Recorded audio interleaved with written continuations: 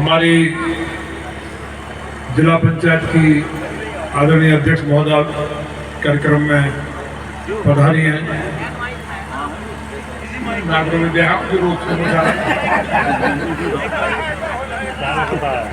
तो भाई प्रमोद जी हमारे साथी हैं, आप उनकी धर्मपत्नी हैं रेखा नागर जी, प्रधान जी, पूरी कमेटी, कलाकार, पत्रकार बंधुओं और सामने उपस्थित जो हमारी लोक संस्कृति है उसके पोषक, सभी क्षेत्र से आए हुए युवा, बुजुर्ग, नौजवान भाई और बहनों के चरणों में शीश झुका के आपका स्वागत और अभिनंदन करता हूं। देखिए, परमिशन में तो आज हापुड़ में सुन के मुझे अटपटा लग रहा है। आप लोगों ने जिस तरह की परमिशन अप्लाई की होगी, प्रशासन ने उसी तरह की दी होगी। रागनी तो लगातार चलती है। हमारे यहाँ जो रागनी होती है वो कंपटीशन लिखा है ना, प्रतियोगिता का अंग्रेजी में कंपटीशन ही होता है, ये होता है। तो उसमें क्या होता है कि जो भाग लेते हैं कलाकार, वो उनका कंपटीशन चलता है। हमारे यहाँ आप गए भी होंगे, डगरपुर में भी होती है, हमारे यहाँ भी होती है सिरौली में। तो उसमें क्या होता है कि शाम को शुरू हो जाती है और रात भर चलती है और नेक्स्ट डे तक, जब तक उसका रिजल्ट ना फाइनल हो जाए तब तक चलती है। तो आप कह रहे हो कि 11 बजे तक की परमिशन है, ऐसा नहीं होता। 4 बजे तक, सुबह तक की नहीं। जो आप लोग इस चीज को डिस्कशन करना चाहिए था, क्योंकि ये चीजें हम प्रशासन के मामले में सरकार का हम हिस्सा है और हम कोई ऐसी बात करें मंच से, अध्यक्ष जी बैठी है, तो किसी को बोल देते। रागनी कई बार समझ में नहीं आती है। हमारे यहाँ क्या है, जो बड़े अधिकारी हैं वो पूर्वांचल के हैं, कोई दूसरी जगह के हैं, तो वो क्षेत्र की जो चीजें हैं उनको समझने में दिक्कत हो जाती है। जो हमारे स्थानीय दरोगा हैं, सिपाही हैं, वो जाकर क्या लोकल होते हैं, तो वो तो जानते हैं। बड़े अधिकारी को थोड़ा समझा देना चाहिए, तो उससे उसकी समझ में चीज आ जाती है कि भाई ये कंपटीशन इस तरह से चलता है। और कलाकार भी जानते होंगे, आप भी जानते होंगे, ऐसा ही होता है कि नहीं। तो खैर हम निवेदन करेंगे। अभिषेक वर्मा जी भी नौजवान हैं और हमारे यहाँ रहे हैं, और जो बाकी यहाँ के थाना इंचार्ज हैं या एसडीएम, तहसीलदार, कोई ना कोई उनका प्रतिनिधि रहा होगा जब कार्यक्रम होता है, तो उनसे भी मेरा कहना है कि ये लोक संस्कृति है, लोक गायन है, और इस कला को बढ़ाने के लिए हमारे यहाँ अलग से संस्कृति और पर्यटन का मंत्रालय है। तो ये लोग अपना पैसा खर्च करके उस संस्कृति को जिंदा किए हुए कमेटी, उसके लिए मैं कमेटी को बधाई देता हूं, उनका धन्यवाद करता हूं।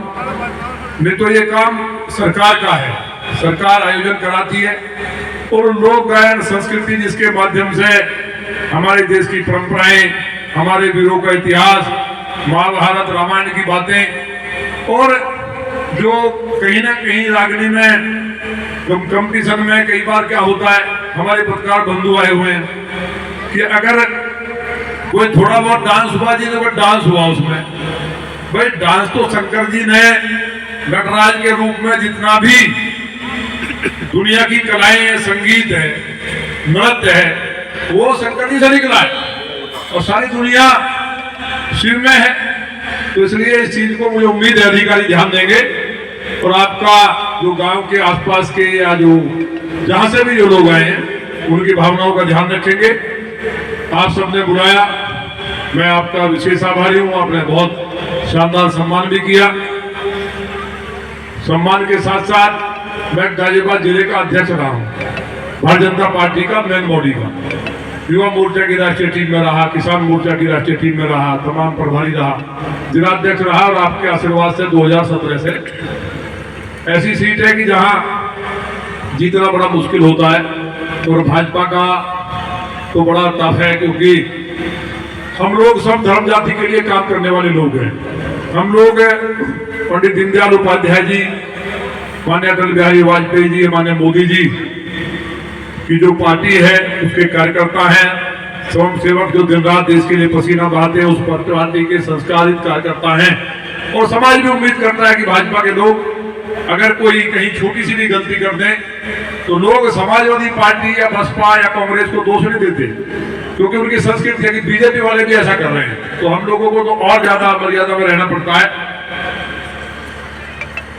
ये हमेशा 92 से बताया कि ये लगातार चल रहा है और आप संस्कृति को आप पोषित कर रहे हैं। इसलिए मेरा ये कहना है कि जो भी यहाँ थाना अध्यक्ष हैं या प्रशासन के लोग हैं, एक बार ऊपर बात कर लें, मैं भी बात करूंगा और इसको रात भर चलने दिया जाए। तो क्योंकि मुझे ये सुन के ही खराब लगा कि 11 बजे तक कंपटीशन होता है, तो हम पहली बार ऐसा सुन रहे हैं।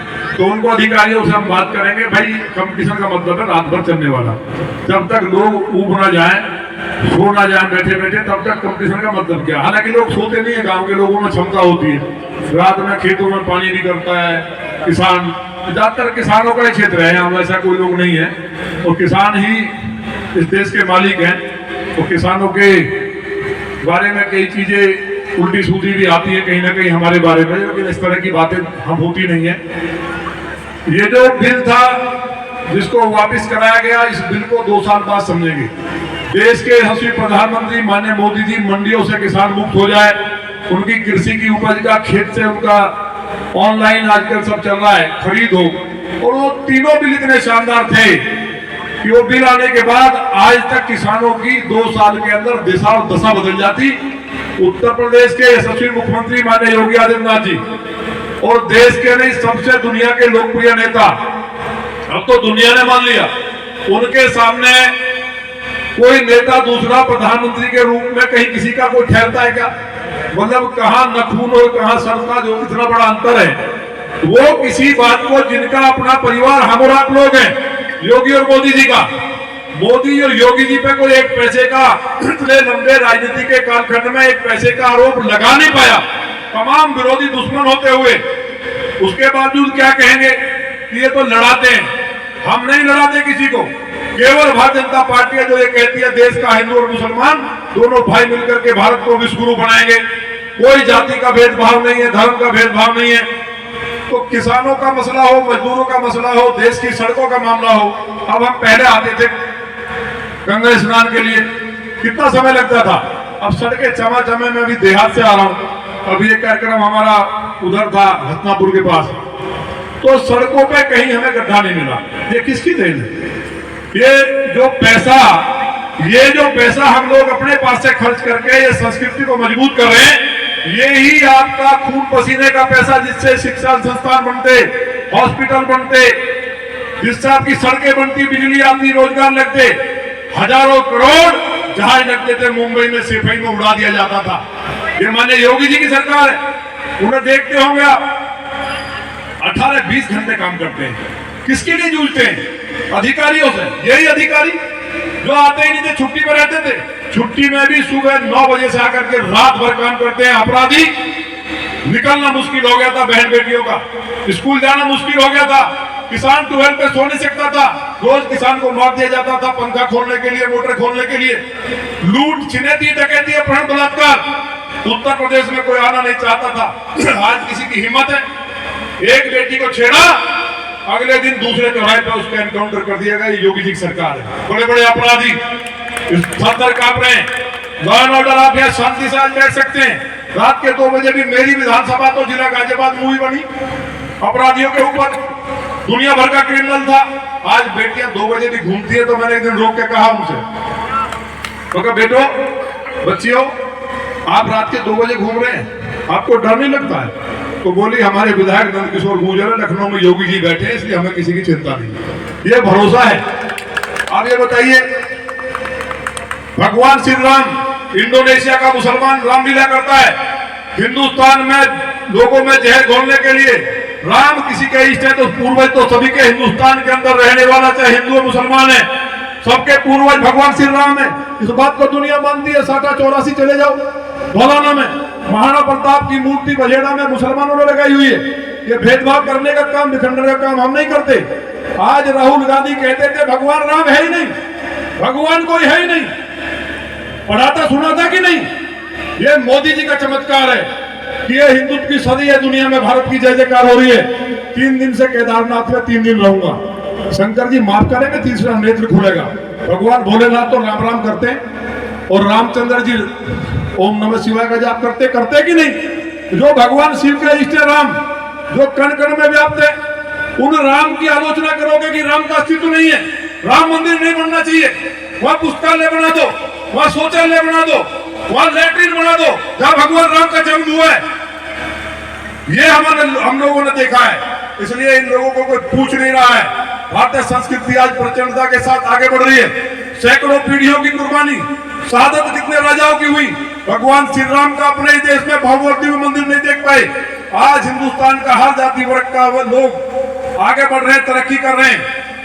इसलिए मेरा निवेदन ये है, जितने भी अधिकारी हैं जो हमारी बात को पहुंचा दें कि ये कार्यक्रम जब तक कलाकारों का मन हो और जब तक लोग सुनना चाहते हैं, कार्यक्रम चलना चाहिए। चलना चाहिए कि नहीं? चलना चाहिए, क्योंकि ये सफाई वाले हमारा हजारों करोड़ रुपए खर्च करके और ऐसे कलाकारों को लाते थे ना, तो जिन पर एक भी राष्ट्र की बात करनी आती, ना देश की संस्कृति की कोई गायन करना आता, कोई गीत संगीत नहीं आता। और ये हमारे कलाकार घर के जो हमारे बच्चे और बच्चियां हैं, ये देश के महाभारत की, देखिए पहले हमारे पास क्या था, टीवी नहीं था, मनोरंजन के लिए दूसरी चीजें नहीं थी। इतिहास को जानने के लिए परंपरागत रूप से हम लोग लोक गायन के माध्यम से गाँव में जो कहावतें थी उनके माध्यम से हम लोग समझते थे इतिहास को, कि भगवान राम हुए, उनका परिवार क्या था, हमारी माताएं बताती थी। लेकिन कवियों ने, ये गायक गायिकाएं जो हैं, ये कवि हैं, लोक गायक हैं, इन्होंने लगातार गाते हुए बड़े बड़े राजा महाराजाओं के यहाँ, चाहे करण हो, चाहे तमाम जितने भी कवि हुए, उन्होंने शिवाजी महाराज का इतिहास हो, चाहे भगवान राम का हो, चाहे उससे पहले जितने भी ऋषि मुनि हुए, उनकी कहानी को गा करके हमारे एक एक व्यक्ति के जहन में उनको जिंदा रखने का काम किया, उसको सजोने का काम माननीय मोदी और योगी जी कर रहे हैं। और उसको आज हम लिपिबद्ध कर पाए, आज गूगल पे हम देख सकते हैं, आज टेक्नोलॉजिकली उस चीज को हम ठीक कर पा रहे हैं। लेकिन सबसे बड़ा योगदान लोक गायकों का इस भारत की संस्कृति को जिंदा करने में रहा। और जिस देश की संस्कृति मिट गई, वो देश दुनिया के नक्शे से मिट गया। इसलिए हमें अपने इतिहास का, अपने पूर्वजों का ध्यान रखना चाहिए और इन कलाकारों का सम्मान करना चाहिए।